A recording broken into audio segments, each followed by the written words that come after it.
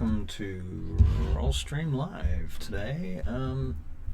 It's just me right now, at least for now, and I'm just gonna talk some shit basically. I'm gonna do some planning and some talking and some thinking and some reflecting and some coughing, and yeah. So that's basically the plan. Might have some visitors come in. It could be you. You might be the one coming in. Well, I almost had Johanna on the hook. So I'm just going to bait her now. See if I can get her in. Slovenly, she says.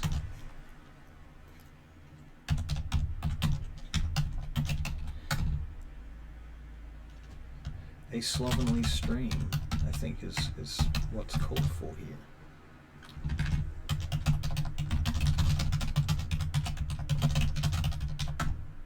I should send her an invite.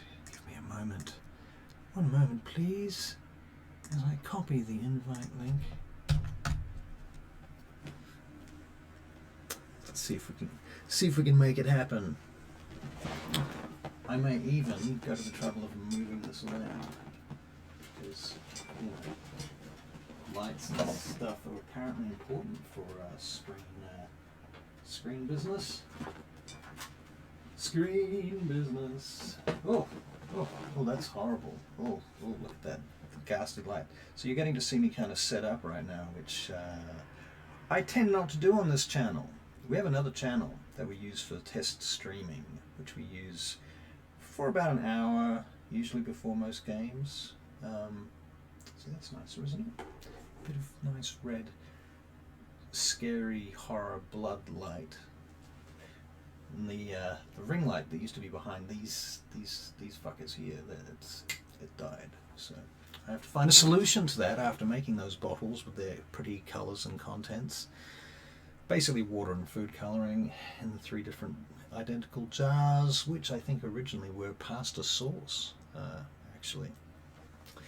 Yeah, so let's see what the stream says. Is anybody watching this nonsense? Because if you are, you have nothing better to do.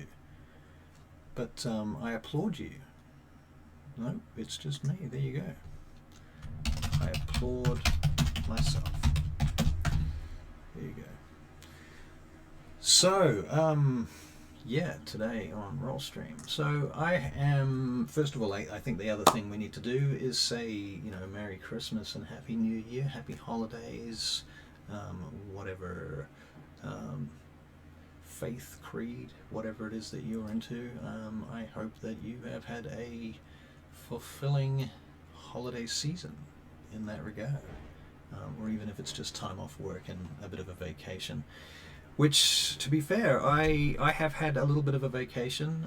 To be fair, that's largely not my own choosing. It's because all these players have gone off on holidays and had to spend time with their families and stuff like that, you know. And so yeah, so it's been a little bit lonely. But that being said, not really, because I've been spending all my time with my wife, so that's cool. And yeah, I got these fucking amazing dice from one of my players, Avery, about a week ago, I guess. Week or two, maybe 2 weeks ago. Maybe even 3 weeks ago, now that I really think about it. Yeah. Anyway, they are super cool. Hollow, I believe they are plated. He told me the process and explained how this came to be. Apparently they were super shiny gold dice originally. I think they're from China. And they're super intricate if you look at them. They've got like little dragons carved into them and stuff. Freaking amazing. And I just love them. And the fact that they're hollow means they're nice and light and easy to use and roll, because I mean recently I got these other dice, these big ass metal dice. I guess they're lead or something, and they are super heavy. Where can we get that in focus? Get in focus. Sharpen up. There you go. For a moment you might have seen that. So anyway, they were cool. They're very cool. I love them for the weight. You know, you can crash them on the table. I have this this thing that I like to use wherever I go to play. And you can bounce those big ass lead dice in there and they like thump. I mean, listen to this. Listen to that, right? And the gold ones aren't quite as thumpy there. More, you know, instead of boom there. I'm not going to imitate dice. I mean, I am a DM and everything, but not today. So anyway, oh, somebody else is in here watching. Goodness, that's nice. So yeah, I'm basically talking a lot of shit and talking about dice right now and things that people have given me over Christmas. So before Christmas, our dear friend Sean, who plays Alcas in Dagdagiel on our usually a Monday night stream at 7 p.m. in New Zealand time, he gave me this Drider. He actually also plays in my Sunfall campaign on Wednesdays, which is face-to-face, and we used this Drider. That's why he gave it to me, actually, was because he knew they were going to face a Drider. And so Da'azaran, the High Priestess of Lolth, took form on the grid as such. She's really pretty, very, very intricately painted. Can we get another visual on there? Yeah, look at that. It's beautiful, isn't it? Look at the detail. Look at her undercarriage. And the top.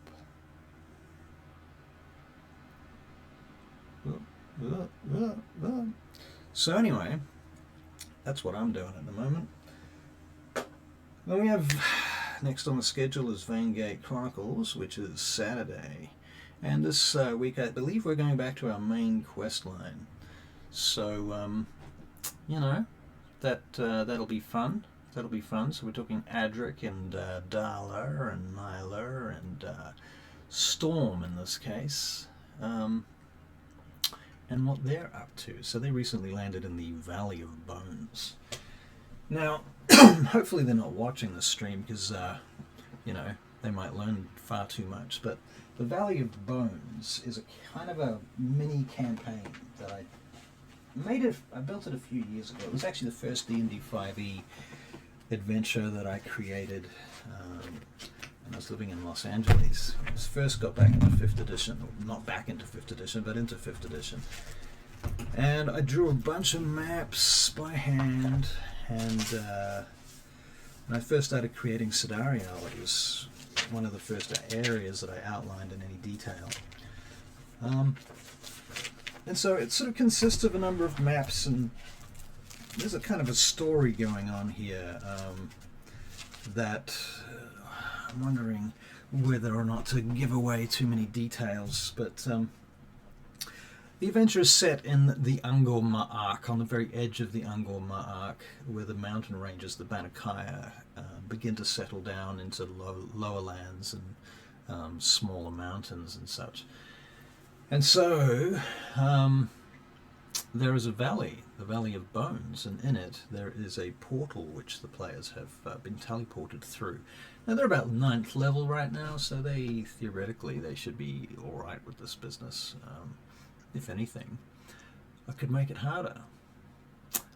To be fair, there are parts of this adventure that are very hard already, and part of it is just common sense. You know, they have seen what what Michael referred to as Shai-Halud, the great purple worm in the desert, already. So they're probably smart enough not to go walking into combat with the great purple worm of the Valley of Bones. Yeah, one can hope. They are player characters. You do have to consider that. This could go in any direction. So far they've met some creatures which they have not identified, but they're like insectoid individuals with 2 legs and 4 arms and little antennae, and they come in different colours and shades of green and grey and brown. And they met a little one who, like a child of these creatures. So yeah, that's beginning to develop. They seem to be, as they search the Ostorian ruins of this lost cloud giant city that's fallen in the desert in this valley, they've come across an Andros Sphinx. They don't know that it was an Andros Sphinx, but don't tell them. It might have been a Gyno Sphinx actually, because an Andros Sphinx probably would have smashed them. There's a considerable challenge rating difference between Andro and Gyno Sphinxes in Dungeons & Dragons 5th edition. I don't know if that's something that came from earlier editions or not. I'm just noting that it's an important difference if you're using those stat blocks. Yes, so, the Valley of Bones. Many mysteries to behold and to be found and discovered here. Tombs, kind of strange. There's a strange society that survives, clings to the desert in this location, and how the players interact with them is going to shape the direction of the story quite heavily. So yeah, we'll see. I'm just going to go and check back on Johanna, see where she's at, see whether she's coming. She's getting ready. That's hilarious. I'm just going to say something to her about sort of time expectations for this. We'll only be on for about 30 minutes to an hour, maybe. We'll see.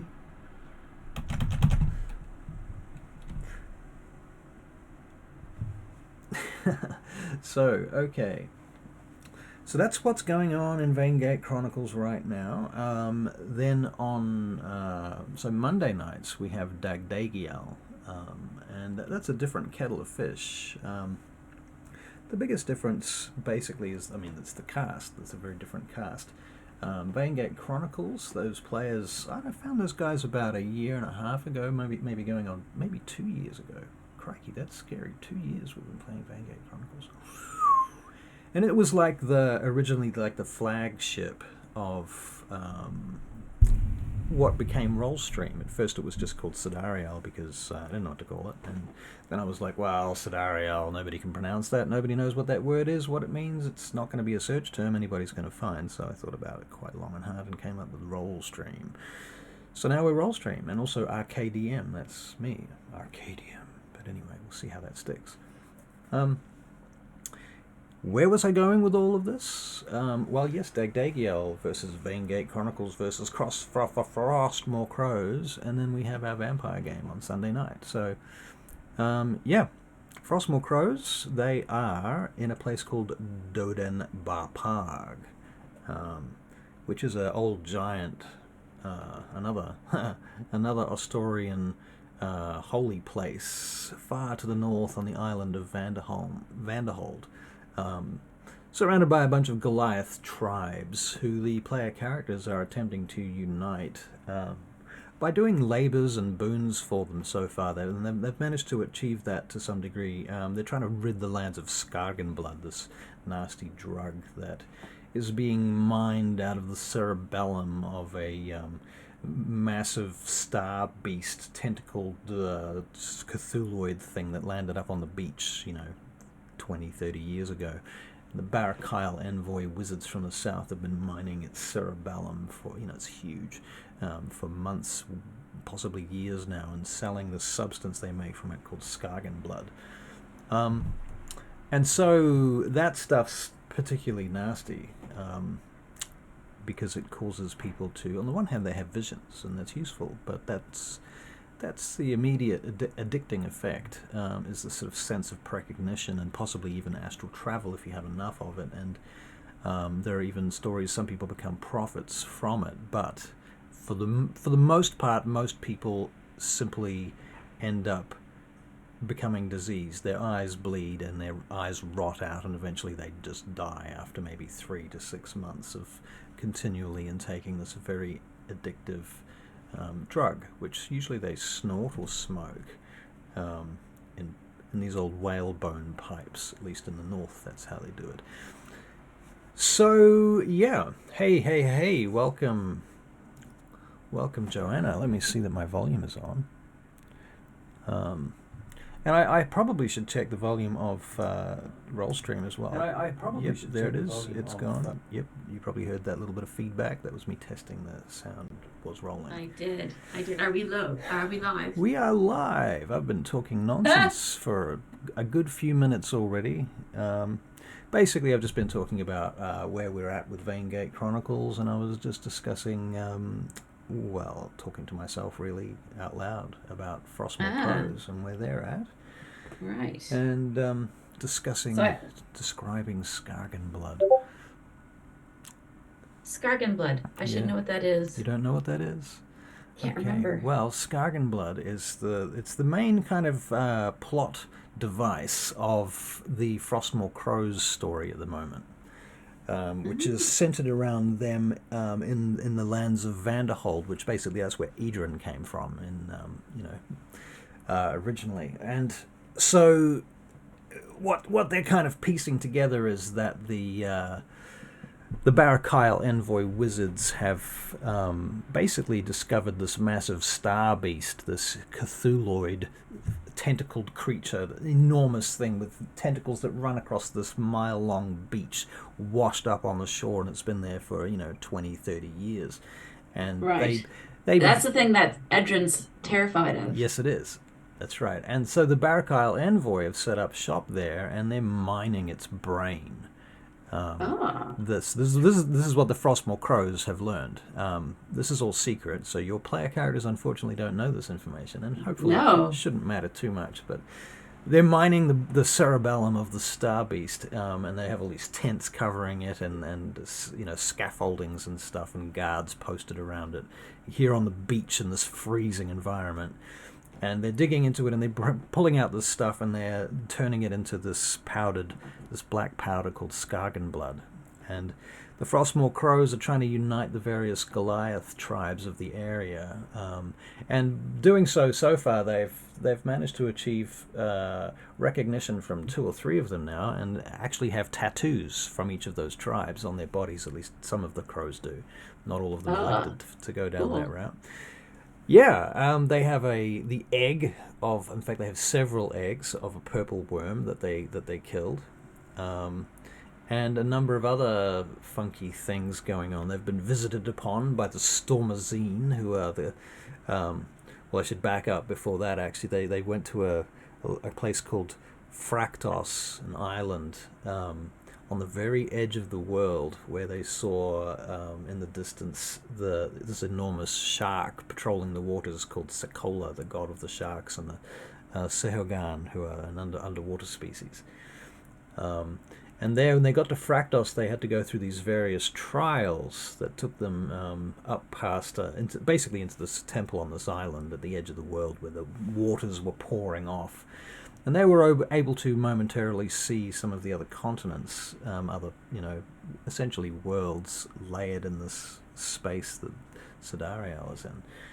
And they went through these various trials, whereupon they unleashed a giant named Unglamore. Ah, yes. So we've met her? Daughter of Memnor? Yeah, that's right. Unglamore, daughter of Memnor, that's right. Memnor being the giant's trickster god. Right. Sarah, Wren, and Peleus met her. Met her, yeah, right.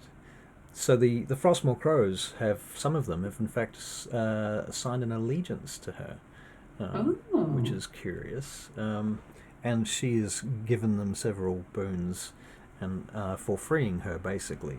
They had to go through this whole trial where they, as they went around the temple fighting monsters, this ruined place, they were uncovering murals that told her story. And having put together what information they could from the murals and from the story and the lore that they'd slowly kind of gathered between fighting monsters, they then had to choose what to do with her, and whether or not to free her. And so they began by allowing her to speak, first of all, and getting her own testimony. And at the end of that, they decided that, fuck it, they're going to free her. Because why not? Well, I mean, I think they believed her story, and it wasn't actually, from her point of view, not really her fault. She was delivering messages on behalf of her father, the trickster god, and that happened to be a message that gave away the secrets of the giant Ostorian Empire to the dragons, which meant that their empire fell ultimately. So she was imprisoned for eternity, and at that point, up until now, it's been like 20,000, 30,000 years, so it's been a long time. So, I have a question. Right. Did the giants create Sidariel for the elves? No, they didn't. They created it for themselves, and they fell, and then elves found it? They didn't even create Sidariel. What happened in my vision of the world, and this part of the reason I try not to talk about it too much is because of the proprietary nature of Dungeons and Dragons and Wizards of the Coast and all that sort of stuff. But in D&D, you've got this world called Forgotten Realms, which is probably the most well-known world in the D&D universe. And in my reckoning of it, Sidariel broke off from that realm, from the Forgotten Realms, during its formation. So before that world had even cooled down and become a world, Sidariel was a little piece of it that had broken off, and the god of the dragons, I was going to say Paladin, who's from Dragonlance, but that's Bahamut is the same god actually in both scenarios. They have different names, but it's the same deity. The Platinum Dragon, along with some assistance from various other deities and such, Corellon Larathian, basically shepherded this little piece of the world into this demi-plane, this pocket universe that's sort of out to the side of the D&D pantheon of worlds, if you like. And so in my reckoning, Sidariel exists kind of parallel to but separate from the rest of the Dungeons and Dragons universe, if that makes sense. So it kind of draws on stuff from there, but I don't necessarily let it dictate how Sidariel is, if that makes sense. Mm-hmm. So it was saved from the fire, basically, by Corellon and Bahamut and possibly some other deities who might have assisted. And then when it cooled down, the giants went, yeah, we're going to get in there. So they were the first to inhabit it after the beasts and the most basic creatures began to sort of form there, and then the giants came and they built their civilization, Astoria. They just extended into this world. Actually, Astoria is a much greater civilization. It covers many worlds, and so when they built it in Sidariel, it covered the world. It was everything. The whole world was just giant cities. It may even just be one giant metropolis that covers the whole world, perhaps. All right. If you dig underneath the soil and start looking for clues, you will find there's like temples and surfaces and roofs and stuff, roads underneath the roads, and that kind of thing. So the world's riddled with stuff like that, especially on the surface, and then further down, other groups and civilizations like the Drow and so forth, and even the dragons have affected that. So the first 10,000 years was the dragons versus the giants, right? Mm-hmm. That's the first age. Right. And as that age came to a close, or during that age, the elves arrive about halfway through, and they sort of start siding with the good giants, at least. So yeah, it gets complicated after that. Then you get this dude, Ivariel. Israel? Ivariel? I get them mixed up. One of them is an elf lord in Vaingate, and the other one is a prophet. So Israel, the Book of Israel. Yeah, that's right. He's the Lich King that right.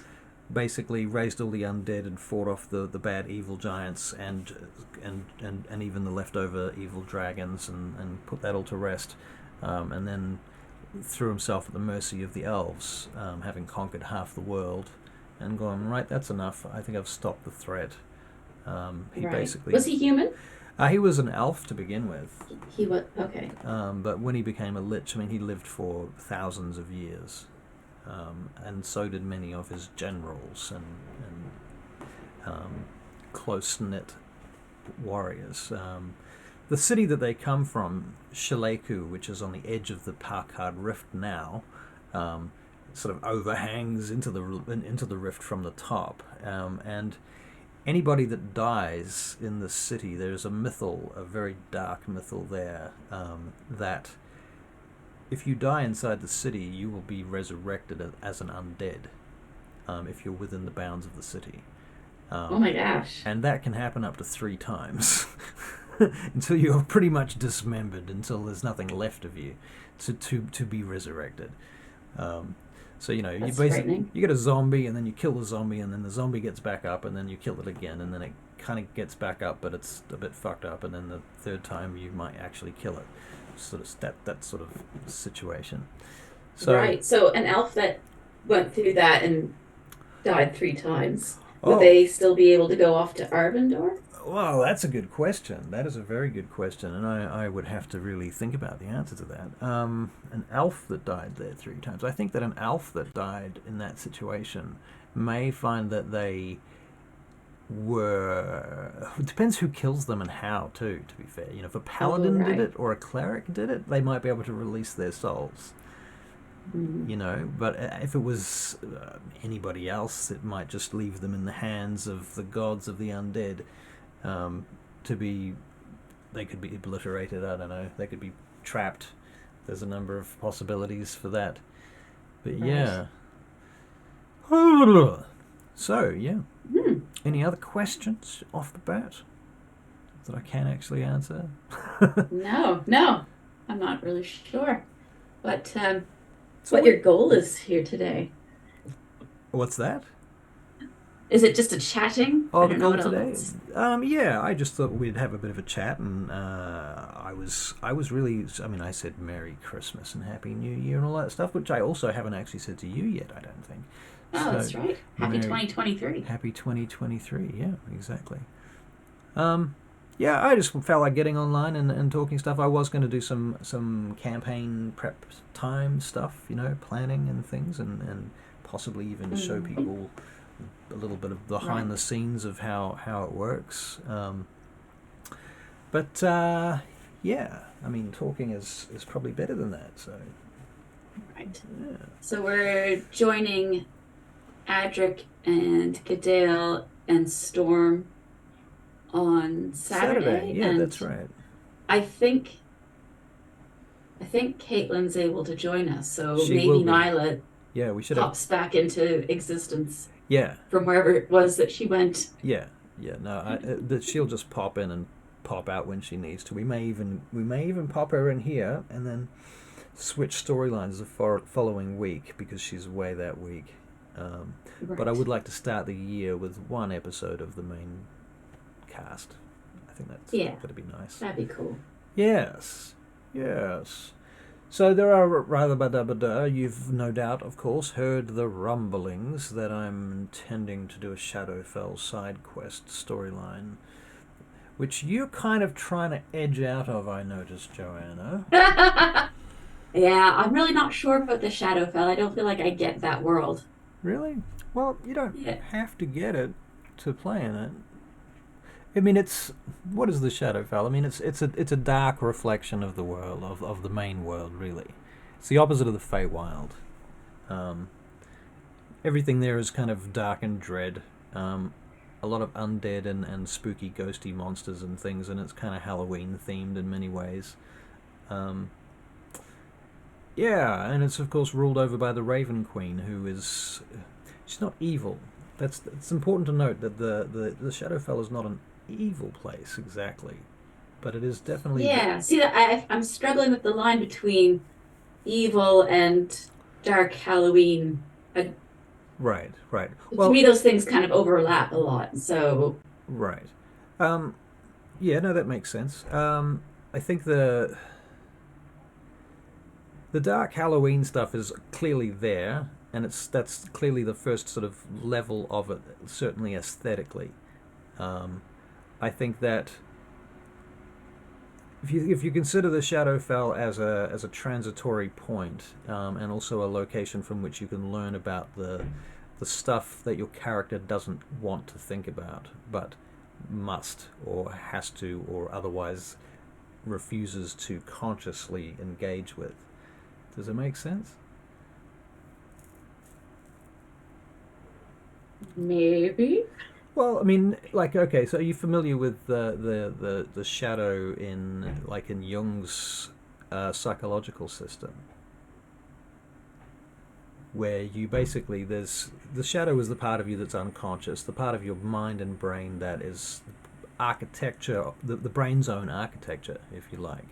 You don't necessarily have to think about it to breathe, for example. That just works. So that's part of your unconscious, except when you are actually conscious of it, but you don't really control the other functions of your body, right? That's all unconscious. So everything that goes into your mind, essentially, that if it bypasses language on the way in, it goes into your unconscious, and until you've actually formed it in language and or symbols of some description into some kind of narrative, your mind is just letting it rest there, and that's unconscious. And by going into the Shadowfell, for example, you can draw forth the things that are there anyway and are influencing you unconsciously and engage with them, making them conscious, so that they are now in your power to control, how you use them, but also being aware of them. It's like, in my view, we spend our lives in our society trying very hard to ignore death and to cartoonize it, so as to not actually engage with it or see what it looks like and how it is in real life. And by doing that, we're kind of cheating ourselves, because we're never facing it, and thus we never actually realize the value of life or death, because we're pretending that it's not going to happen.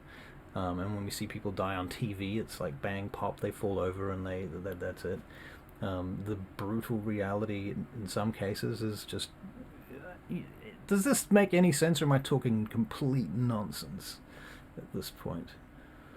I find it hard to follow, but I don't know.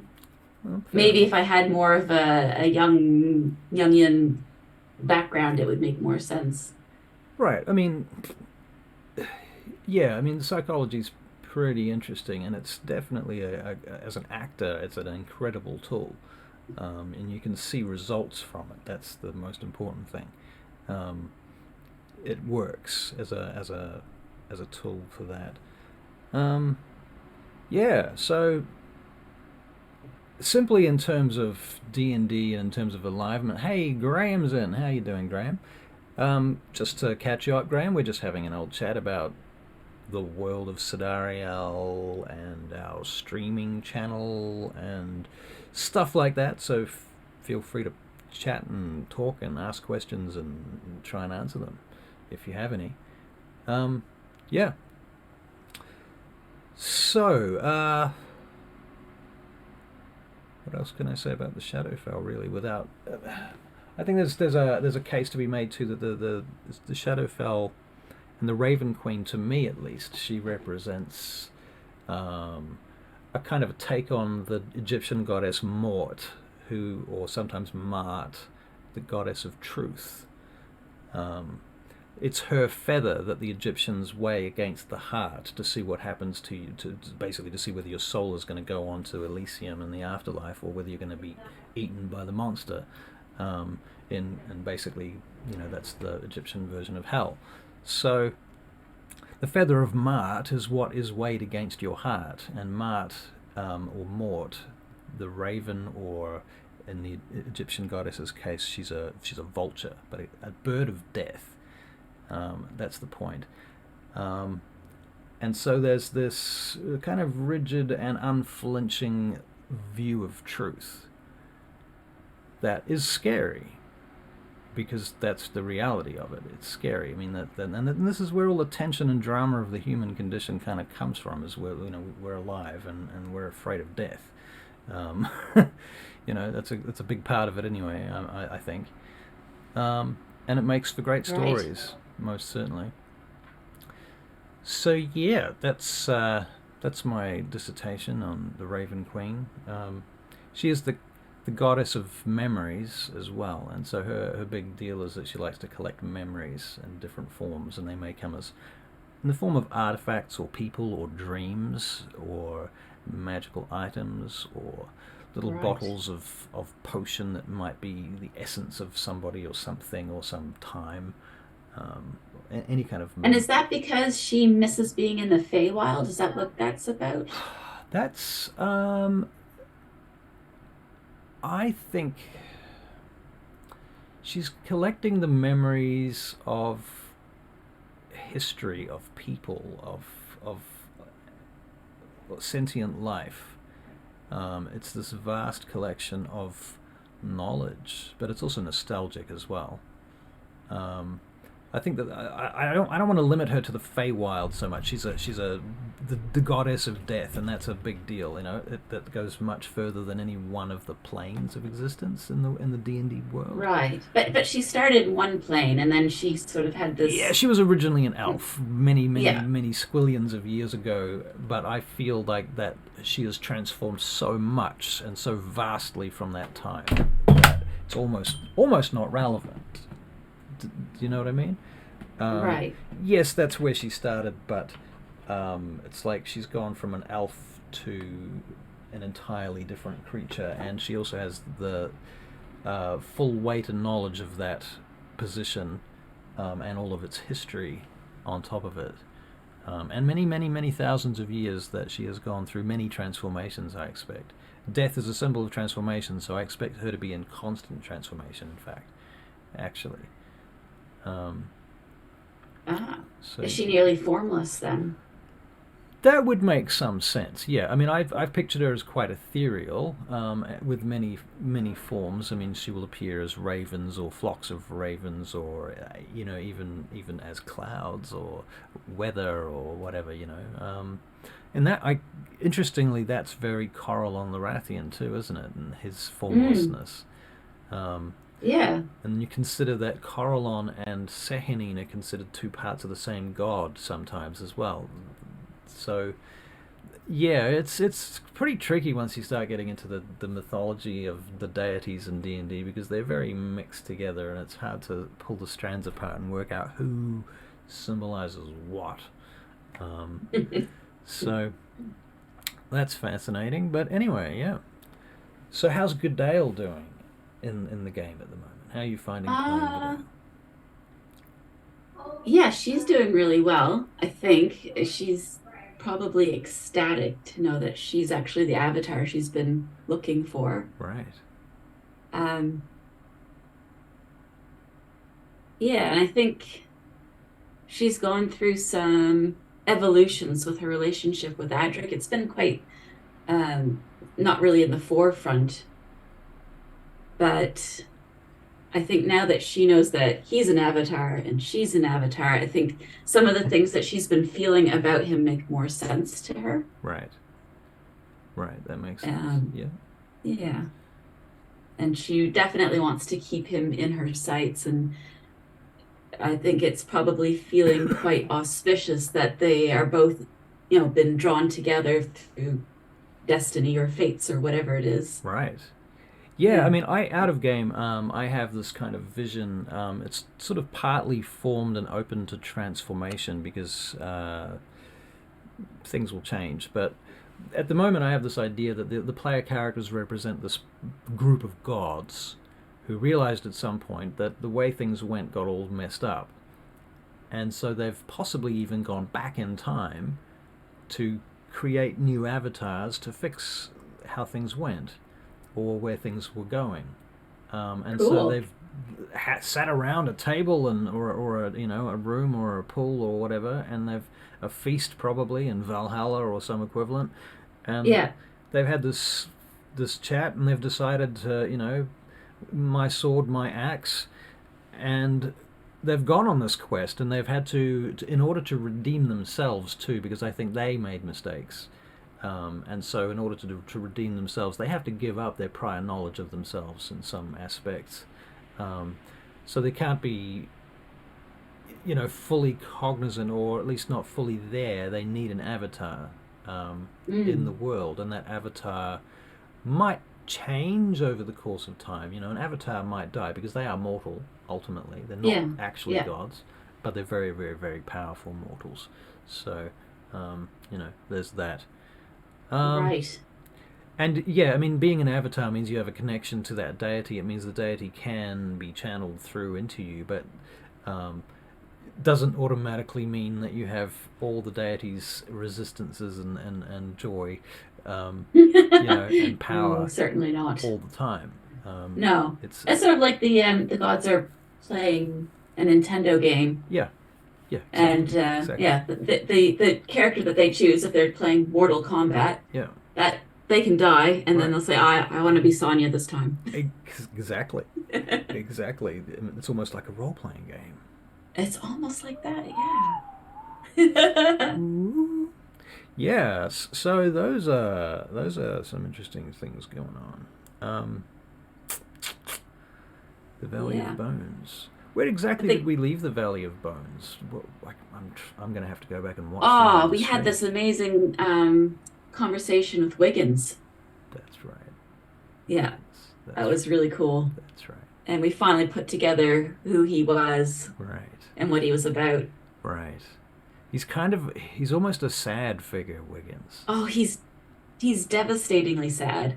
It's a bit like Sarah's ring, that if you die in it, you get attached to it or stuck in it. Right. Yeah. Yeah. So I imagine Adric will really want to be able to set him free. But Adric's such an interesting character because he's got so much going on. I think that has not escaped Gadale, Right. that he's a family man, he's married, he's got this, he's part of a culture is very much about community, Right.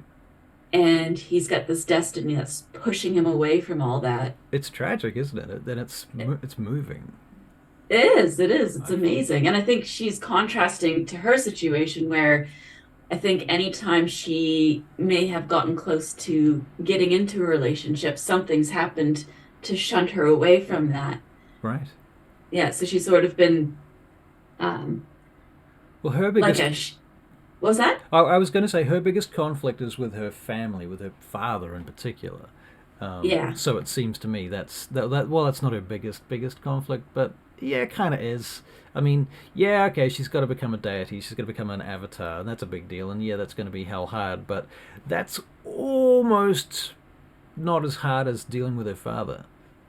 I think absolutely it's not as hard as I think she's so spiritual, Right, and believes in the cause so much that yeah, I'll give up my existence for right, Sahini, no problem. right. It's for the good of the realm, and she believes in it.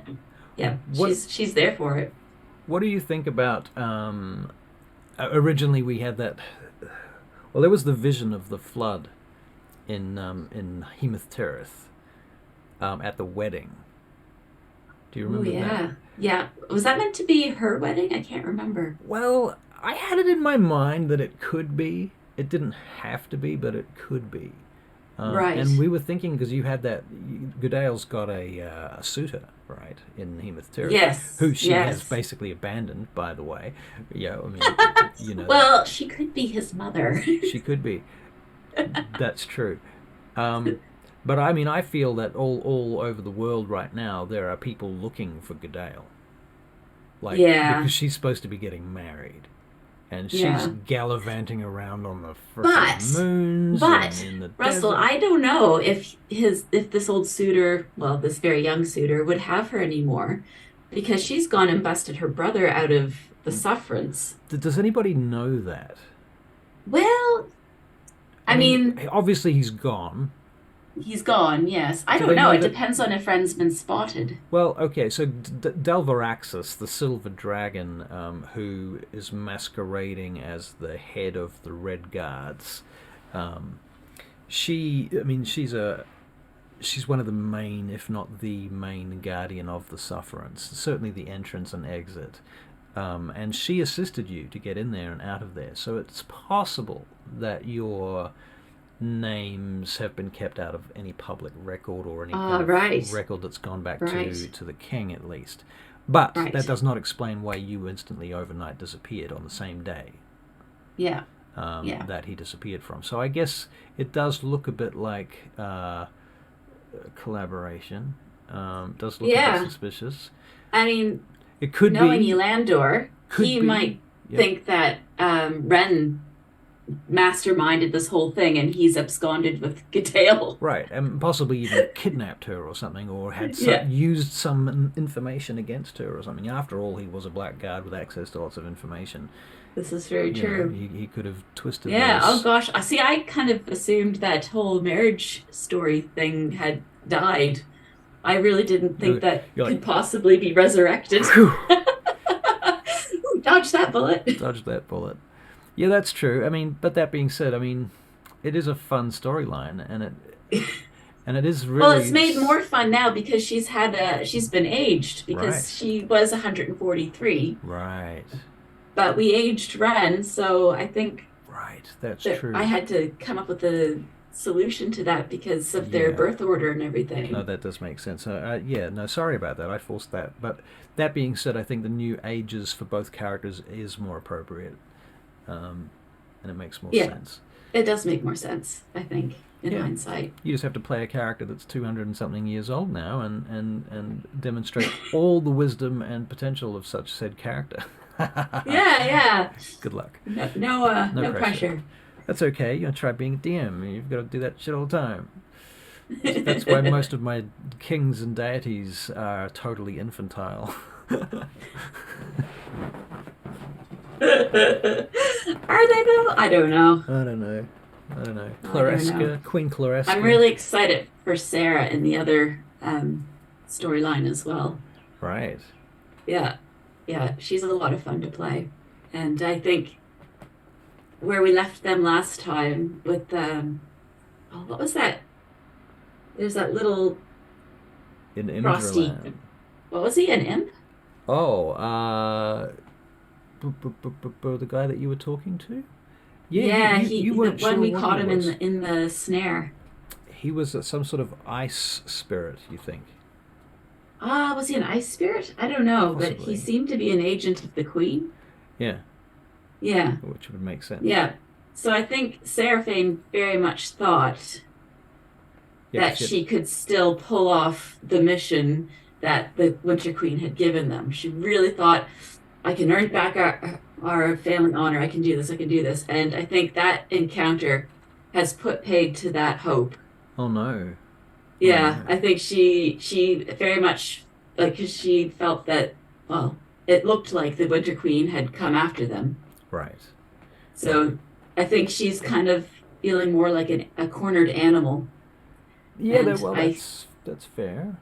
Yeah, I foresee a change for her. And I think the low grade sniping at Ren is probably going to stop. The low grade sniping, in what respect? I don't recall any low grade sniping. Oh, do you not? Oh, she needles Ren at ever since he kissed her. Oh, yeah, okay, yeah, that's fair. Yeah, that's fair. So I think that's going to stop. And I think she's going to channel her energy at fighting back against the Queen now. Right. And so I think she might start leaning on Ren to, step up, take his place, Right. assemble an army, and Get on the job. yeah, Yeah, that makes sense. I think that's where she's gonna go next, but we'll see. That's fair. Yeah, I mean, Ren's in for some interesting times. Yes. So it's curious. Here's an interesting thing. I had a player character die recently.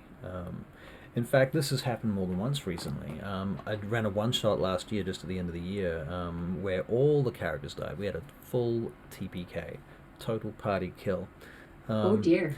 It was in a one-shot at Dyson Fork Restaurant, and it was, some of them were, I think one of them was a new player, and the others had sort of some experience and what have you, but it was a really hard adventure, and in the end, they did exactly what they kind of knew they weren't supposed to do. They gazed... They were told not to gaze at the Orb of Oblivion at the beginning, and then they gazed at the Orb of Oblivion. At least one of them did. Don't push the red button. I mean, if it's called the Orb of Oblivion, you think that might be a clue. If other creatures are using things like mirrors to look at it, that might be a clue too. But they died, so that was that. Yeah. And then more recently, Jordan, Jojo on our stream, his character Alex Alexander, he sadly died in a sewer incident. I saw that discussed on Discord. Right, right. Yeah, that was pretty full on. It was a tense fight. People were Sounds like it. yeah, people were going up and down and up from consciousness, and oh my god. Yeah, and these damned orcs, these nasty diseased orcs, that they're all bloated up, full of disease. That's the way they keep them that way, and then they send them out to fight. And when they die, they explode with diseases on the players. So they're pretty mean. And they take away the ability to heal if you fail your saving throw. So while not only have you taken a fuckload of damage, which may or may not have killed you, it put Alexander was unconscious. Now, as an unconscious character, theoretically you just like cast Healing Word or something, and they've got hit points. Right. But this condition did not allow you to heal them. So not only was he unconscious, but he couldn't be healed, so he had to make death saving throws instead. And so turns are passing, and they're fighting the other monsters, the rest of the orcs in the sewers, and these red fangs. No, they were Cult of Urtrus. And he's making death saves, and then somebody fires a firebolt right next to him, rolls a natural 1, and this has all been kind of warned out too. It's not like I just randomly said you hit him. It was like, okay, if you roll a natural 1 on this shot, you will hit him. Do you accept these terms of your attack? And Avery agreed. And then bang, he rolls a natural 1, and so sadly the firebolt hit him. And then rather than killing him, I just made it back to death saves. It was an automatic fail on a death save. And the next round, I think he just died. He failed another death save, and that was the end of that. Oh no. So poor old Jordan. But that being said, his new character is named B. She's a wizard, ex-wizard of the Barakyle, very young. Ran away from the Barakyle envoys, stole a few things, has a bit of a connection to the wizards and what have you, and she's just run into the Dagdagiel group, and yeah, it's all very interesting. She's a cool character. I'm curious that talking about Ren led to all these discussions on player character deaths. Right. Can you hold on for a second? I'm just gonna... Someone's just at my door. Okay. Just 1 second. All right.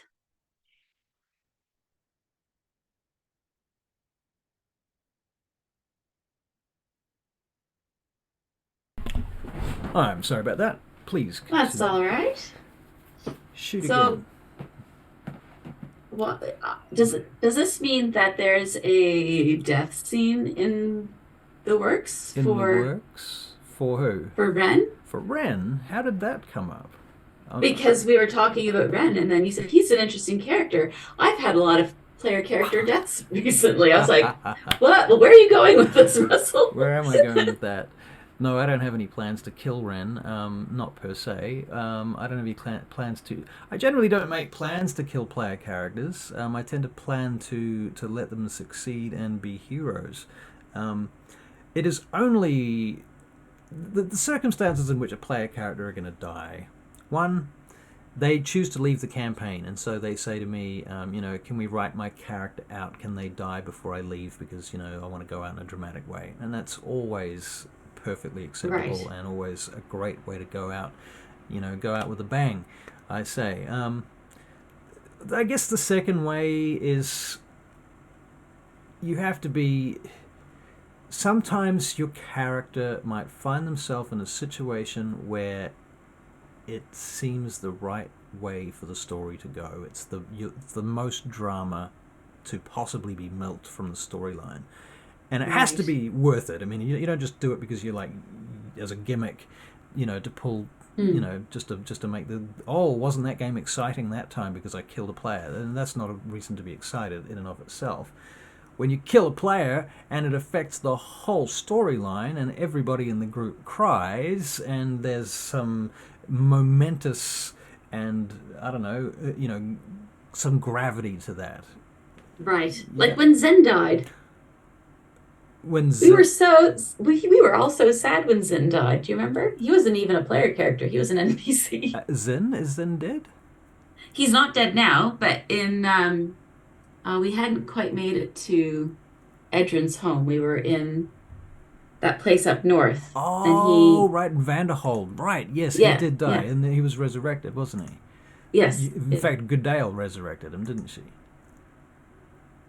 She tried. No, I think it was Edrin. Edrin resurrected him, and then he tried to resurrect his friend, How did Edrin and it went resurrect? badly. Yeah, Interesting. he was using That's a long time ago. something else. Yeah, I don't know how Edrin would have done that as a wizard. I can't remember. I think it was something to do with the crown. Oh, maybe so. Maybe so. Yeah. Okay. Yeah, but in any case, I guess the only other way that you're likely to die in any of my games personally is basically you have to do something pretty stupid. You know, something where I've said, this is going to be difficult. I've painted a picture as best as I can to say, here is a big red sign that says danger. And you're like, I'm going to open that door. For whatever reason, whether it's plain stupidity or distraction or, it's rarely stupidity because I don't tend to play with stupid people and stupid people don't tend to play D&D. So it's usually some kind of, as I see it, players have this curiosity like cats. They just want to know what's going to happen when they do things. And honestly, I think this is something can be fun, especially when you're playing for funsies. But if you're playing for storyline or character depth or what have you, I think it's worth considering. Okay, yes, this is a game, but I am playing a character, and the character does have a sense of self-preservation. And that really should be at the forefront all the time. Yeah. I want to live. It's a really simple goal, and almost everybody, has that preservation. Player characters have a disproportionately high number of nihilistic, death-spiraling individuals who are out with a death wish to get themselves killed. Let's face it, why the hell would you go adventuring? It's an insane occupation. You could be a farmer. You could be farming or herding cows or pigs or whatever. You could be selling grain at the market. There's a million things you could be doing. You've decided, I'm going to take this high-risk, high-reward option. And in this case, Goodale doesn't really count in this situation because she's got really specific motivations. And in fact, Vaingate Chronicles is a bit of a weird one. But yeah, going adventuring for money or fame, there's a weak source kind of motives to me, and to be fair, a great deal of Dungeons and Dragons is predicated on those very basic assumptions, and that's one of the reasons I don't think it is the greatest role-playing game in the world, not without you actually doing some work to rectify it. And that's what I try to do anyway, is to make it a little bit more meaningful, dare I say? If you're playing, I think the thing is too, like, if you consider, you might go into a game where everything is played for funsies and it's kind of a little bit cartoony and it's played straight out of the book, the way that it's designed, the way they sell it to you, and as it's packaged, and that's fun. But I'll say that, in my opinion, if you're going to be playing for 2 or 3 years, one story, you have an opportunity to go extraordinarily far and deep with that. And if you are only ever playing for surface kind of gags and jokes and fun, that's fun. And your journey will be like this, along a kind of a graph. Whereas I feel that otherwise you could have a far more possibly meaningful journey. I don't know if that...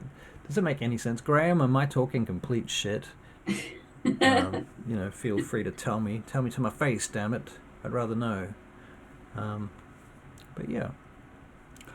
I don't know. I also try to play to my own strengths. I don't feel confident as a comedian.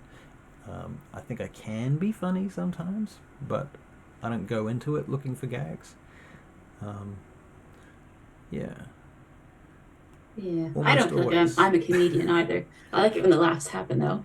Yeah, for sure. And I especially like it when the laughs happen because the characters are being themselves. Yeah.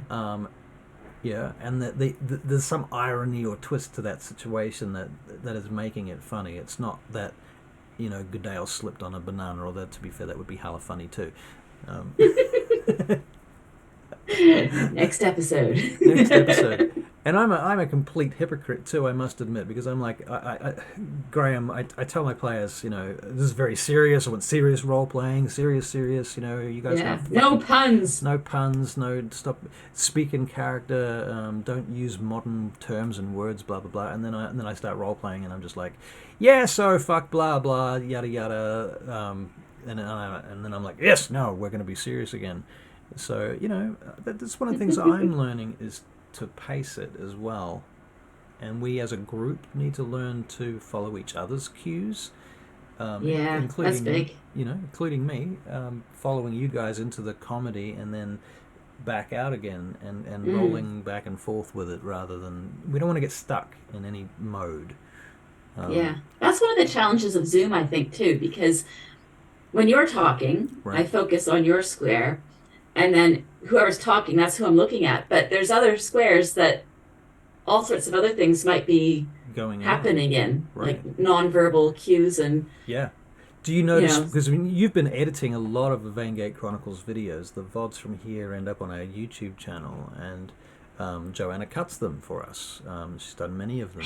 I've sort of slacked off, so it's okay. Don't give me too much credit. I've got a job which is to upload one of them, actually, and I haven't done it. I've been screwing around. It's in my bag. I picked it up. I picked up the thingy though. The that's step one. That's step one. I got the flash drive.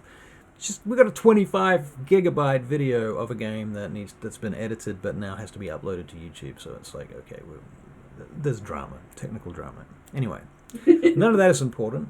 What was I about to say?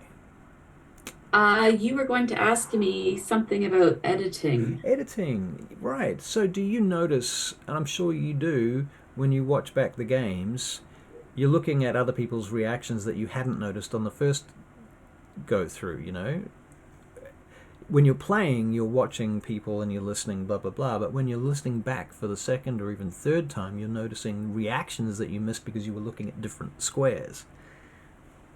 Yeah, sometimes. I think mostly what I notice, though, is the things that take me out of the story, because it's a bit jarring. And right, then I realize that the little briefs that you give us are spot on. Huh. So which little briefs are those? Oh, but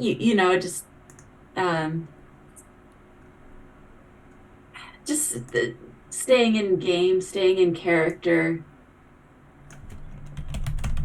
Yeah, I don't know.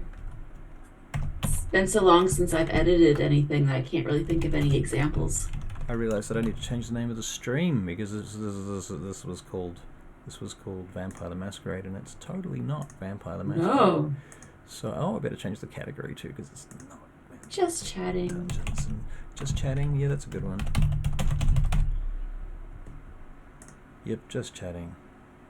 Okay, cool, done. I don't want to get accused of advertising the wrong things for such a stream, That could be bad. So, Graham, whereabouts are you? Do we know this fact? Is this something that we know yet? What country are you in, Graham? Obviously, we're in New Zealand. What's the topic tonight, says Wildheart. Well, we're kind of just rolling with it, to be honest. We're just hanging out. Probably not for too much longer, either, to be fair. We just thought we'd come on and have a chat and say, Merry Christmas and Happy New Year, and answer some questions if anybody has any. We're mostly talking about Vaingate Chronicles and the world of Dagdagel, because Johanna here plays Dagdagel. Dagdagel Dala Talandaran of the High Elves of Hemeth Tirith. And she is a member of the Daughters of Twilight, and don't tell anybody, but she's also a candidate for the avatar of Sahinin Moonbow, and is level 9. You're a cleric of light, I believe? No, life domain. Life domain, that's right. Yeah. You get the extra. I believe that's the most basic of domains for a cleric. It is. Well, when you say basic, it is, but it's also the most primal, clean, direct, pure archetype. You know, it is the pure archetype of the cleric. It's what the cleric is before you put anything else on it. So it's, you know. Right. Well, I really enjoyed the life domain. Yeah, it's a great domain. Yeah. And it's the most simplified version of the cleric, I guess, and it's yeah. I like it too. Yeah. I think it's very cool. Twilight Domain is also very cool, and you're from the frozen maple wastes of Canada. I see. Well, that does explain everything, or nothing. So Joe's from Canada, if you hadn't figured that out. It's true, I am. She's just come back from Canada, in fact. You were over Christmas, weren't you? Ah, is that where Graham is from? C.S. Graham? Yes. Yes. Ah, fellow Canadian. Right. So good to meet you. You guys will be able to eat maple Is it syrup there be together. late in Canada? So many from Canada, including you. Wildheart, you're from Canada too. No, really? This is like the New Zealand-Canada stream. It is, in British Columbia. Wow. Cool, I'm from New Brunswick. So we've got people from Canada watching our stream now. That's crazy. I'm so excited. Wonder if we can utilize this somehow to make ourselves popular in Canada. I wonder. Hilarious. The Winter Queen. She has to be defeated so that the maple sap will run again. Right. Right. Yes. Really reaching. Do you remember an NPC called Boots? Yes. Yeah. I do. So in the Sunfall campaign, which sadly is not being streamed because it's a face-to-face campaign on Wednesdays, one of the players is a warlock of the Winter Queen. She's his patron. And so rather than her sort of talking to him directly, if you recall the way, you remember Leith had Tozen as his patron. Yes. And Tozen would occasionally just jump in and talk to him, and only Leith could see him.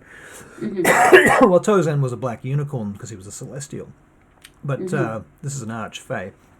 So rather than the Winter Queen turning up personally to deal with him and say, hey, do this, hey, do that, hey, this is important, or whatever, he has Boots. Boots is... No. So that is really funny to me. So there's this obnoxious little red cap running around, laughing at everything he does.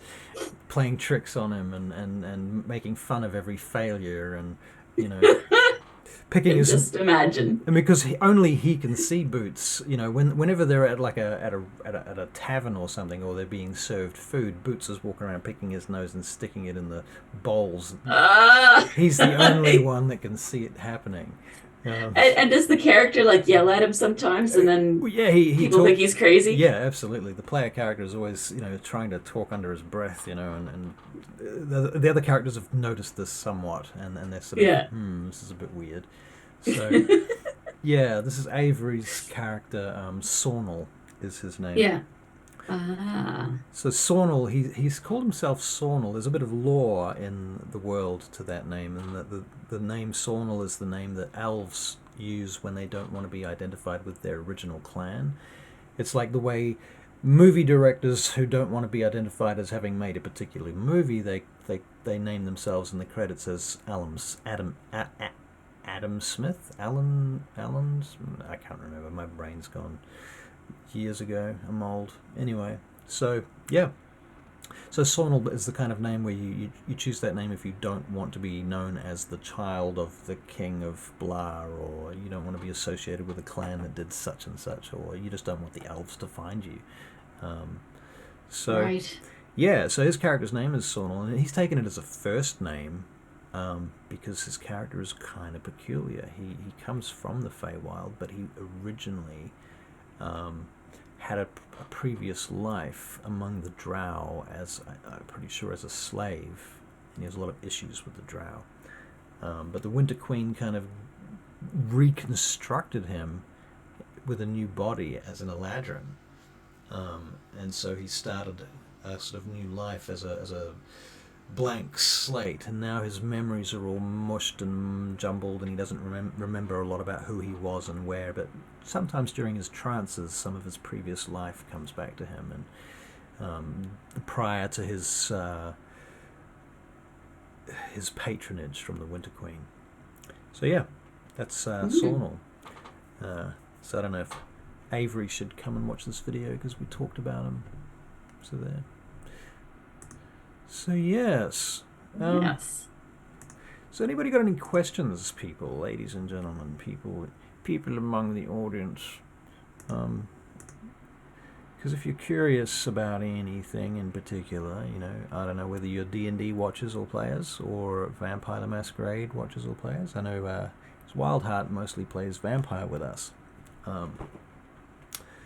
and his character is turning out to be very interesting. You did miss last night's session though, Wildheart, which was interesting because we did a flashback to prior to your character. So, yeah, different characters, blah-de-blah, Yep, sadly, you had work. Yep. Work happens. The good news for me is that I never miss vampire games or Dungeons and Dragons games because of work. It is your life's work. Right. So, yeah, that's my advice. But that being said, that's not necessarily the easiest or best option, possibly for anyone, possibly for me, but you know, we'll see. I don't know if this is the forum or the time or place to ask this, but you had wanted to have a conversation with me about artwork. Yeah, okay. Well, probably what I can say straight off the bat is that we do have, I think we've got all the portraits, basic portraits now from our artist, Tartan Kiwi on Twitch. Oh, somebody's there talking. Yeah, that's my husband talking to the girls. Family life happening in the background. Right. So from those artworks that we have acquired, we may or may not be able to make modifications to them from here. The artist, he's kind of done what I've asked him to. Adric was very happy with his one, so I'm glad about that. You still had some questions about the color tones in it, I thought. Or if I don't think I've seen mine. No, I think it was just the latest one that I posted up in our chat. Oh, really? I remember seeing Adric and I remember seeing Nyla. Yours was the first one from a few weeks back. Oh, was it? Oh, gosh. Well, if it was when I was in Canada, then I probably... No, we talked about it because we were talking about the skin tones and everything when we were doing it. It was a while ago. But the new ones are in black and white, are they not? That actually is true, which might solve that whole problem, yes. So we need to basically grab the images together. We're going to make a banner out of them and possibly use them in the stream art as well, you know, having them around here under people's names and next to their faces and stuff, so you can, like, this is Johanna and she's playing this character and here's a picture. Yeah. Yeah, I'm totally down for that. So yeah, on the other hand, Maria has done a picture of Dagdagel, which I personally thought was really awesome. I thought it was beautiful. Yeah, I mean, Maria, let me just demonstrate. She did this one from her campaign, the Frostmoor Crows, and she painted this. She's so talented. Right, exactly. And she usually will do one of these during one of our Crows sessions. So I have asked her if she would like to do some more art for us, and we've talked about, you know, we've negotiated a deal, which she began. So that's where you got that first one from. But yeah, I have to figure out where to go with that. There are different styles, these different artworks, and how to use them and where to use them and so on is the question. Yes. Especially, I mean, the thing is too, like Eric, our good friend, I mean to say, Orson D. Focus, he spent $500 on getting us that artwork. So yeah, we would definitely like to use it, and it is good art. So absolutely. Yeah, so we're looking at doing some merchandising too, some mugs and shirts and hats and stuff like that, maybe. Hats? Yep. Did you say pants? Oh, I said hats, I think. Oh, hats. Okay, that makes more sense. Pants. Could do pants. Yep. I should get Rkdm on my butt. Um, nobody would miss it that way. Not for any great reason besides, pure real estate space. What else? What else are we up to besides that? We've got a lot of things to do with marketing. A lot of work to do regarding that. It's a never ending process. So for full transparency. Oh wait, C.S. Graham. One thing I was curious about. It seems that you prefer VTM second edition. Can I ask you what draws you to it over other editions? That is a great question. Okay, well I have 5th edition Vampire the Masquerade. Some of the books. I got the big 3-book box set with it. I'll say first of all, I've been playing since 1st edition Vampire the Masquerade, and 2nd edition probably is my favourite. It's where it kind of really codified itself.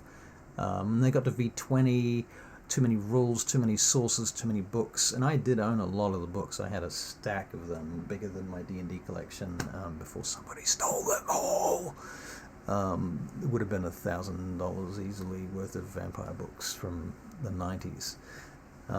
So yeah, I had Vampire Dark Ages, and my favorite source book of all time from any game is Vampire the Masquerade Chicago by Night with the Succubus Club. And the reason is because that book teaches you how to be a dungeon master. It teaches you how to be a storyteller.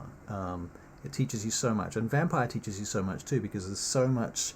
The whole game is about well, first of all, it's built from the ground up as a role-playing game. It's not built from the ground up as a war game that's been turned into a role-playing game, because that's how they discovered role-playing, essentially D&D, if you like. Whereas they started, once they knew what a role-playing game was, VTM was able to build a game from the premise that we're making a storytelling game instead of a war game that had role-playing elements. So the whole concept from the beginning. So as far as 5th edition is concerned, first of all, there's a lot of changes in the lore, and this really messes with my campaign, because my vampire world, which I've been running for close to 30 years, is pretty formed. Once, as a DM, it's really hard to have a world that you've been running for a long period of time with NPCs and certain expectations that you know how to play at will. You can pull all that shit out of your hat without really having to think too hard about it. But then changing systems, we tried it a couple of months back. We went through a process of sort of trying to turn our Chicago game from 2nd to 5th edition. And yes, there are a great deal of things about 5th edition I do like. I like the fact that they kind of unbound your power, essentially, from just your generation. There's also this other thing called your blood potency, which between what generation you are, how far removed you are from the original vampire Cain, that's your generation, as opposed to your blood potency, which might include who you fed on and how recently you fed on another elder or something like that. So there are these things. I like the fact that in Vampire 5th edition you have resonances. So there's 4 different resonances of types of blood, and each of those resonances, depending on who you feed on and what mood they're in, phlegmatic or I can't remember the other 3. They're the 4 humours from medieval and alchemical healing practices and medicine in the Middle Ages. So the 4 humours. And so these reflect different kinds of emotional input into how you can fuel your disciplines and powers. So if you drink from a particular person, you might have more power in a particular discipline. I think that's really cool. I even made a whole breakdown on this, actually. This is my Vampire the Masquerade 5th edition short notes. Is it here? No, it's a different folder, but I did make one. That's not the point. That wasn't as cool as I was hoping to sound. I was going to show you my... Never mind. So, does that start to answer your question? I guess the other... Going back to the lore part of that answer, back in the day when there was like 3 books of 2nd edition Vampire, I used what was in those books to extrapolate what lore they had provided me with. And I created a whole bunch of stuff in the world, which I have been playing consistently for 20 to 30 years. And as each book came out, I had to start choosing, well, okay, I like this stuff. I'll take the Assamites, but I think the Barley are bullshit. I'll take this thing, but I won't use that thing. And I've been selectively going through the books the whole time, because there's, in the 80s and 90s, it's not like we had the internet. You literally could just choose what you wanted and nobody would say boo. Now everybody's like, yes, but in this book, I paid money for it and I want to play that type of character. And I get that, but we didn't play that way. It just evolved the way it did because we had the original source books. And so as we extrapolated from them, and they extrapolated in a different direction. So one of the main tensions in Vampire the Masquerade is the fact that Armageddon is coming, basically. The end of the world is coming. Cain, the original vampire, is going to rise up and summon all of the vampires and then drink them all and destroy them. That's the end. That's the rumor, at least. That's the story that you're faced with. That's the background of whatever's going on in your vampire story. And you may not even believe that story, but how they kind of play through that scenario that they call Gehenna in 5th edition is very specific and is designed to, I mean, it really railroads and kind of ruins any freedom that you had to interpret it for yourself. And I had already interpreted it to a great degree, and I just don't like their interpretation of it. I don't think it's as good. Because I made it my way and I put work into it, and then all my players know how it works, and now I'm not just going to rebuild the world just because somebody released another book. So yeah, that being said, I am studying the book. I am planning to run Vampire 5th edition, but it's a lot of work to get there. There's a lot of rules to learn and figure out, and some of them are kind of confusing, to be honest. There's a lot more rules, like now there are rules for social combat, which kind of makes sense, but come on, role play it. You don't need to have rules for social combat. That's just the things that were incentives towards role playing in 1st and 2nd edition. Some of those things have been stripped out. They're still trying to make it, because as I said earlier, this is a game built up from the ground up for role playing. And the original game was, but this game, 5th edition, they've kind of just changed a few things because they wanted to make a new edition and they just wanted to have a new set of rules that was fresh, in my view.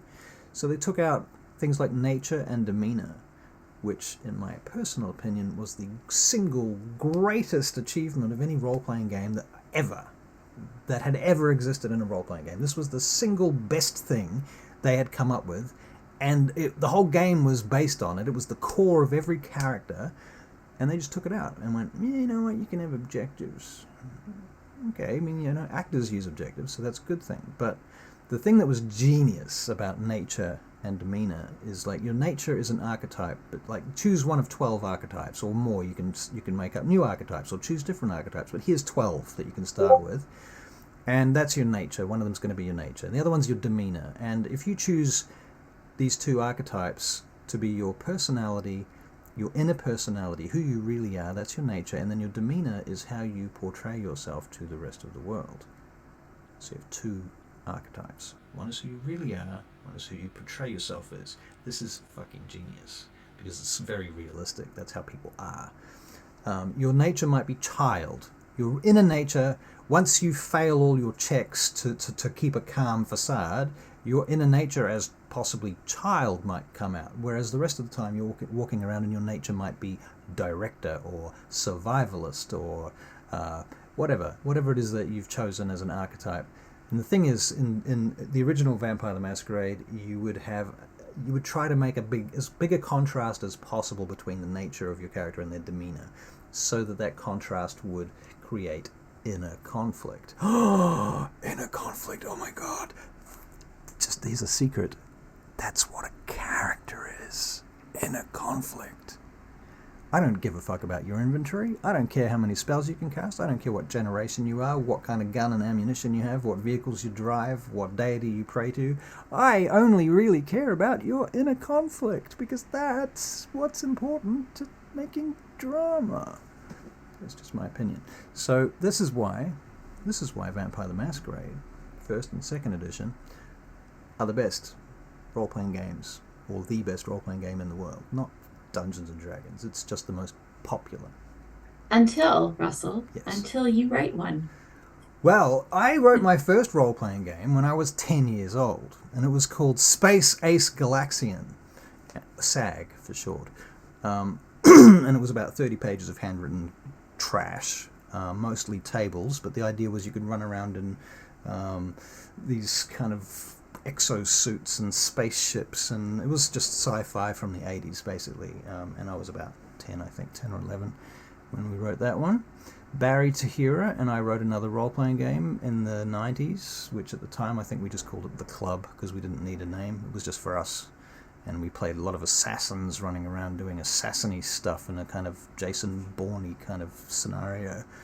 And I've written at least one other. There was a very complex one my friend Ben Howells and I tried to write, which had tables upon tables and included all sorts of stuff like lots of mechanics to do with combat, trying to make combat more realistic with different types of damage, which we thought that up before D&D sort of started that whole thing where you've got slashing and piercing damage and so on, and that didn't used to be part of D&D, and they kind of stole that from other games over the years where they realized, people liked it. So, yeah, what else? At least one other game I'm trying to think of. Oh, one game was set in the underworld. What else we got? A few others. Oh, there was another game I wrote with a friend. There was the Master Control Computer. Basically, it was the Matrix. And this was in the 90s and 80s and 90s as well. The Master Control Computer basically was taking over the world, and you played factions of science fiction, post-apocalyptic heroes trying to survive in a wasteland against all odds, against the computer. Yeah, so have written some role-playing games, but they weren't very good, and certainly not very formalized, and absolutely not published. So I suppose you could say I haven't written any role-playing games. So what I do have is a massive science fiction universe, which I've spent like more than a decade, possibly a decade and a half on, which desperately needs a system to run it with.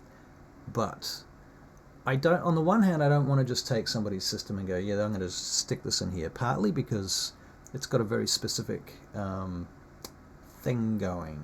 The lore in this world, you need a system where you can have space combat, giant fighting robots, Ghost in the Shell type stuff where people are, in the Matrix and using avatars and that kind of business. And then you've got like this stuff called M-Tech that allows you to have an armored suit that unfolds, a warehouse worth of weapons from time and space around it. It just spawns shit around it. Swords that can unfold, that kind of stuff.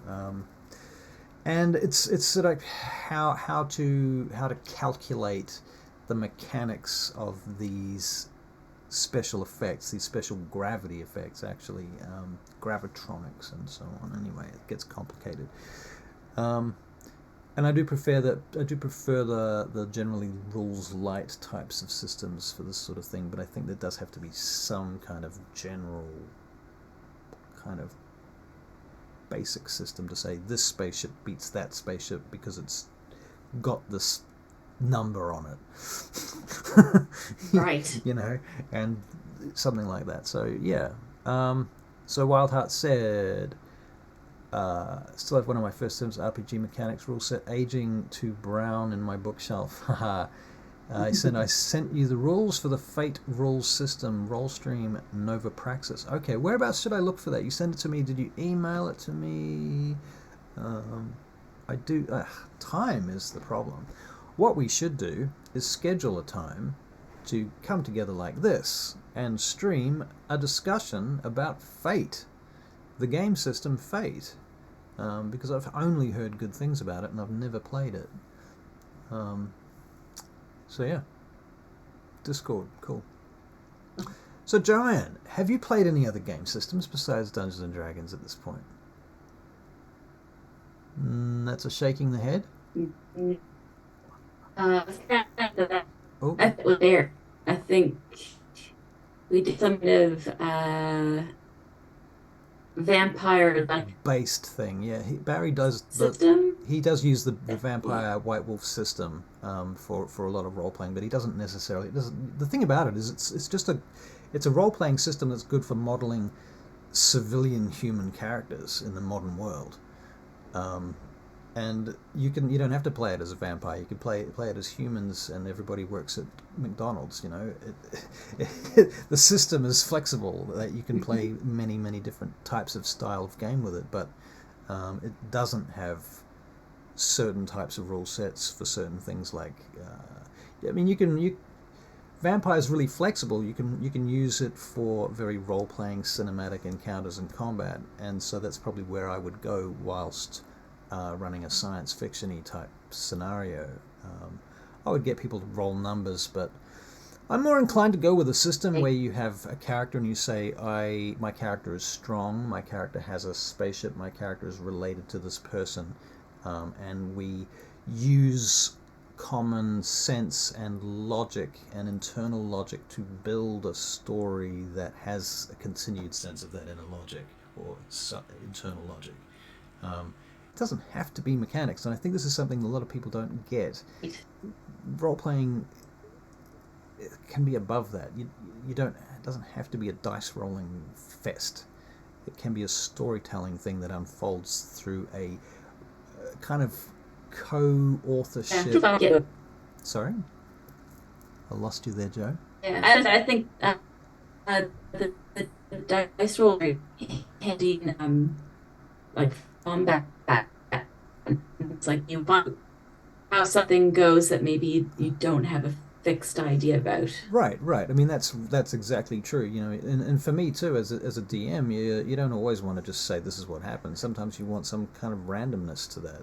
You want the players to feel that things are fair in the sense that they are chaotic sometimes. You know, you leave your house and every day something different might be outside. It's not always going to be the same thing, and sometimes you just need the dice to generate random numbers to inspire the story, but not to limit or control it, in my view. I mean, and this is very different with D&D, especially public D&D or professional D&D, where players have very strong expectations. You're going into a game of Dungeons and Dragons, and these are the rules. But the problem I see is that most players who are new to D&D particularly have only played D&D, and they are really trapped by the rules. Like, they just seem to think that this is all there is, and it's no, you don't even need those rules. We can roleplay right now, Joe.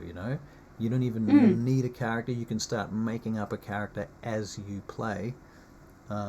And there are game systems that don't have dungeon masters, or where people share the dungeon mastering, and there are whole other paradigms of role playing that have not been explored, largely because people are too busy playing D&D, and that's cool, But remember, they're making a lot of money out of that, and it's your money that's going to them, and you're losing out on experiences that you could be having if you opened your mind to the possibility that there are other games and some of them might be. But it was a fun way to learn, for sure. Yeah. I'm into my third. This is going into my third year playing. Right, and it's a great game. Don't get me wrong. I mean, I sound like I'm criticizing it, but I'm saying, okay, so like, here's a game that's very good, but there are games that are better.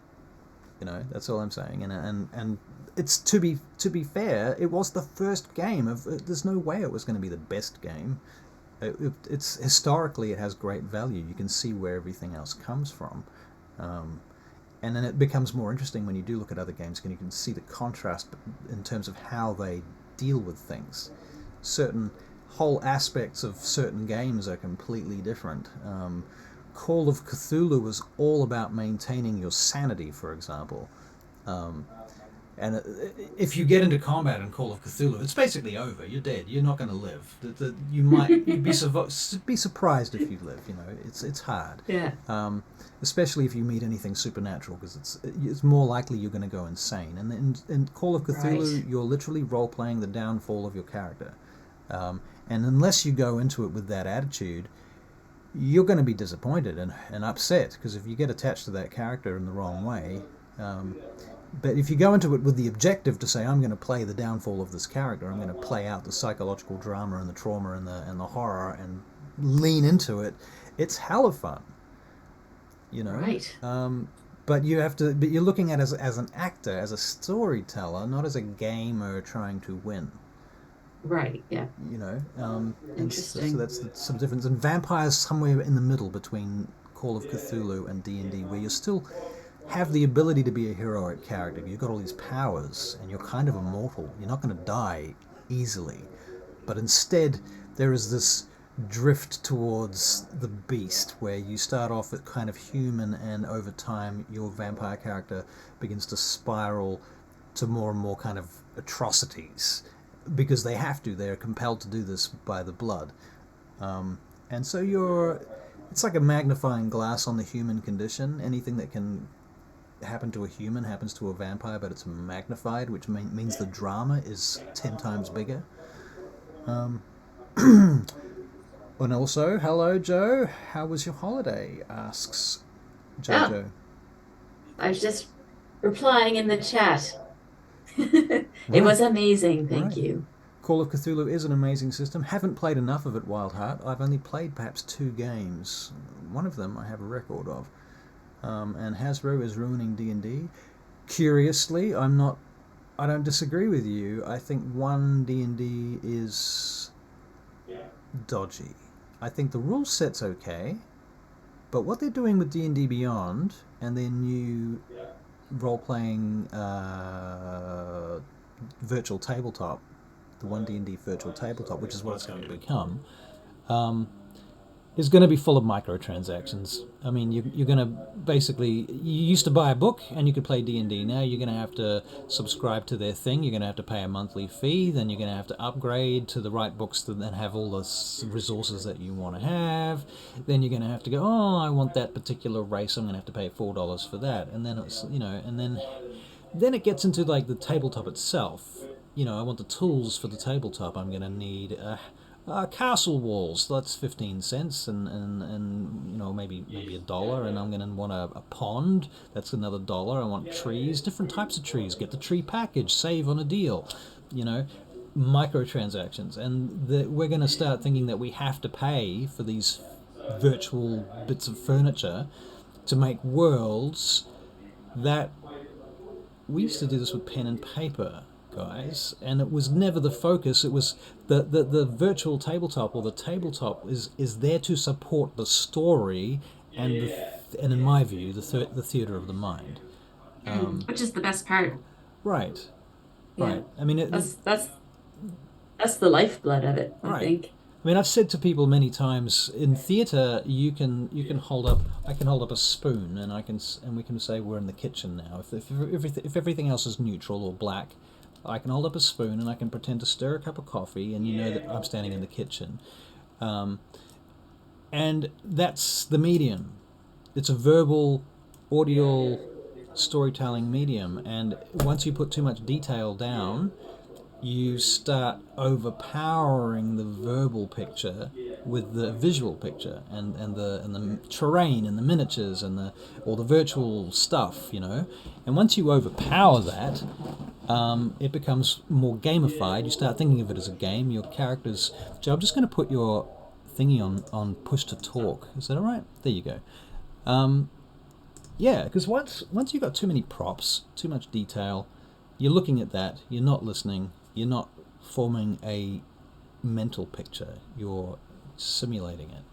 And the other problem with the terrain and so on is now you're like, okay, well, my character's here, and these are my options, and you can see all of your options on the terrain. That's great. But if you are playing Theatre of the Mind, you can say, I want to do this thing, and I can, because I don't have terrain, I can say yes. I can say, yes, you can do that thing. You know, yes, you can reach 30 feet. How far is the enemy? Oh, 30 feet, because that's the range at which you can do stuff in D&D, 30 feet, right? So more often than not, if you ask me how far away somebody is, 30 feet, you know. And so you can choose to do stuff like what Barry does, where he's like, I'm going to run in there and I'm going to jump up on the back of the thing and I'm going to stab it. And he wants to do some fucking ninja shit. And that's cool.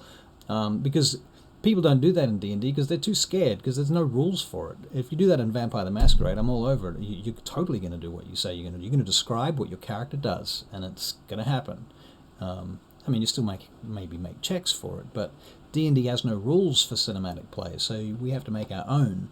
And so the rule that we use is that you want to do something cinematic, you make an athletics check or an acrobatics check, and if you succeed, you get advantage, and if you fail, you get disadvantage on your attack, and whether or not you jump onto the back of that monster or not, you know. But this kind of thinking is crowded by the models, by the miniatures, by the virtual tabletop. The kind of thinking that you can think very creatively when you don't have all that stuff constricting it, and it's like the quantum cat business, you know, Schrodinger's cat. Once you've looked in the box, you know whether it's dead or alive, and I like to keep things in the box without looking until I have to, as a DM. You want everything to be malleable. You don't want to set down the facts too soon, because those facts limit us. So then, this way, if I don't create facts, I don't have a map. Joanne, you can be like, I want to go and hit the guy that hit, you know, Fred. But if we've got a map, I'm like, oh, well, he's too far away, you know, or he's on the other side of blah, blah, blah. I've got lots of reasons to say no. Whereas if you tell me what you want to do in Theatre of the Mind, I can make provision for that. It's easier to say yes. It's easier to keep the game going and maintain the pace. No is the last thing you want to say as a DM, but, you know, of course, sometimes you must. And sometimes it is just appropriate. What are you guys all talking about now? Joe's gone all quiet. Well, that's because I'm muted. You're muted. I see. Got too much life happening in my house. I probably need to get going soon. Yeah, I'm thinking we should wrap up, but it's been nice to have everybody here, and Merry Christmas, Happy New Year. And if you're interested in role-playing with me or us or one of our various teams, do send me an email or a message or a poke or whatever the hell we use these days, the kids these days. We have a Discord channel, which, you know, I'll just post it up there just in case somebody wants to go into our Discord channel. Invite. Yes, please join us. It's a lively community. Yeah, and it's getting more lively all the time. I'm kind of impressed. There's the Discord thingy. Come and join our Discord. Then we can propagandize you and twist your minds. No, I lie. It'll all be good and happy and fun. Or will it? Okay, let's go. You know what? We should raid someone. Let's do that. Let's just raid someone. Yeah, let's do that. Let's raid someone. Because we're here, right? Oh. That's bad. Thinking, who have we got here? Casters and Castles, or Gnome Anne. Gnome Anne has 50 viewers. Gnome Anne. Gnome Anne? I think I get it now. Ready to raid in 6 seconds. So thank you, people. Thanks for all coming. Thanks for watching. Love your work. Thank you. Thanks for playing too, and we'll see you soon. Bye. Bye-bye.